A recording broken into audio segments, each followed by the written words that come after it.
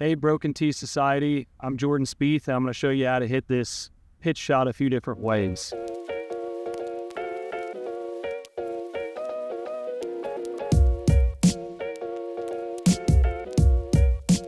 The first way is going to be a lower one that I'm going to try to get a couple hops and then a little bite and a little run out. So in order to play this shot, I'm addressing it. I actually still like having an open face. That's how I'm going to get the spin, so I can put a little more speed into it. But I'm making sure that I get plenty of shaft lean off a little bit further back in my stance. So I'm going to go with a little wider stance here and a little wider arc motion so that I can kind of feel like I kind of glide with my hands leading the charge, glide under it to get this little like low cut spinning action. It's a little back in my stance. Hands are already a little more forward. 1 hop, 2 hop, check. And then it ran out a smidge right after. 1 hop, 2 hop, check. So most of the time when I arrive at a golf course for short game work, I'll have a target hole that's, call it, if it can be, 30 to 40 feet onto the green. And then I'll have balls set up every 3 feet on my way to it. And those are my landing locations. So I'm working on trying to get the ball to finish next to the hole and not go more than a few feet behind. But I'm hitting, my first shot is a shot that lands in the first corridor. So it'll have to be a low one that runs. The next one is a little less low with a little more grab, and so on and so forth till my last shot has to land pretty close to that hole, which means it's going to have to be a super high launching one or a super spinny one. And I try to do that, just gradually uphill, and it gets me a good feel for turf interaction, how the green's going to react, and just overall feel of producing the shots that I want. And then what I'll do is normally go to kind of 3 balls and play a little game. So I'll go around the green and I'll have a goal that, say there's 3 pins, I'll hit 1 from each spot to the pins, and it can be a total of a certain number of feet in order to move on to the next ball. So kind of challenge myself to, you're not like trying to make every shot, you're trying to get a ball that's gonna roll out, get it, a 3-foot circle of offensive ball spin.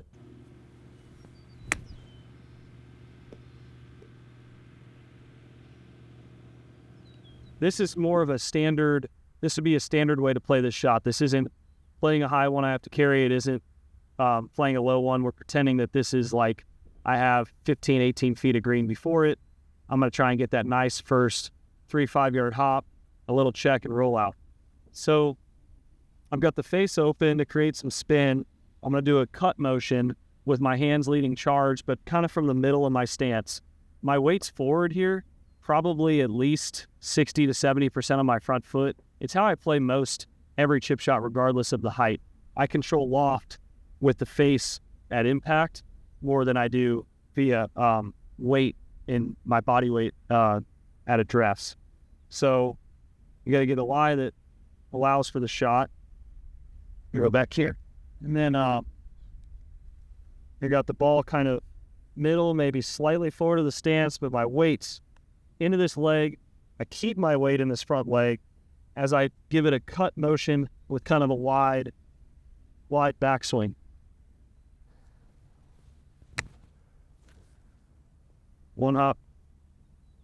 Should have checked. It's a little wet on the green. 1 hop. Yeah, I think my short game work is very much rarely technique driven. I mean, even if there's a new shot that I'm working on something different, you're just creating so many different angles from so many different stances that there's really there's no way to practice one technique. So you can work on a specific shot if you're struggling with it. And a lot of times when I'm working on my technique, it doesn't actually have to do with the plane of motion, or it's actually because I'm a little too tall. And so I'm just working on really staying down, low to the ground, getting a blow, getting a divot. Because my miss is normally hitting it 1 groove thin, that'll make the ball go, a few feet shorter than I'd like, which, if you're on this kind of shot, if it lands a few feet shorter where you want, it could be a 10-foot difference. And it could be the difference of a tap in versus a missed, a bogey. Yeah. Median one. So you have to have a lie that allows for it in order to play this shot. But sometimes you get in some trouble. You got to fly it. You got to stop it by a pin. You got to carry a bunker, whatever it may be. So some keys to this are where your weight is. Whenever people want to hit it high, the mistake that's made is you back out of it or you start with your weight too far back. This puts the low point behind the ball, low point being where your club's going to enter, and you don't want that. You still want your low point in front of the ball, and you want to create loft through impact while you maintain where your weight is. So the shot's short enough that I'm not looking at transferring my weight at all like a full shot. Instead, I'm about 60% on my front leg, and I'm striking it with 60% on my front leg. So nothing really changes. I've got a wide stance. I'm going to add a little wrist motion into this one because I want to create that speed to get under the ball to launch it up in the air. So I'm really flexed into this leg. It's going to stay there. Then I'm going to have a little bit of kind of some wrist motion. And then as I get to the bottom, my hands are still going to be leading the way, but then I'm going to allow some of that loft to come in at impact. And that creates a low point that's still in front of the ball. So I get ball first, but allows the loft of the 60-degree wedge opened up to 75 to actually launch it in the air.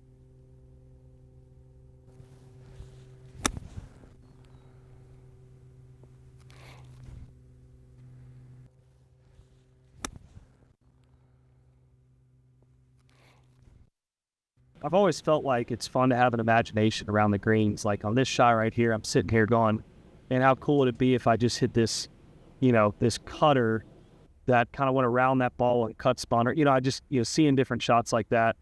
I think that what makes me successful around the greens is I do a great job in determining what the lie is going to allow me to do.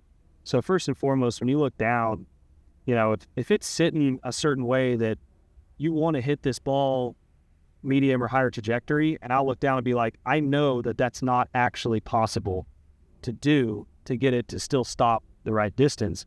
I've now got to, just check the box on the lie. Now I have to go to a different arsenal. What are the next options that I have? And there's always an option. Like there's always a way. You give me anywhere around the green, unless it's too much slope to physically stop the ball, there's always an option to getting it close. And I'm just going through, and then I think I just hit them fearlessly. It's like, if I don't pull it off, then I just hit it again, and it's golf. And I think taking that attitude into it and just feeling like I'm going to do what I can to save a shot here, and I believe I can pull it off.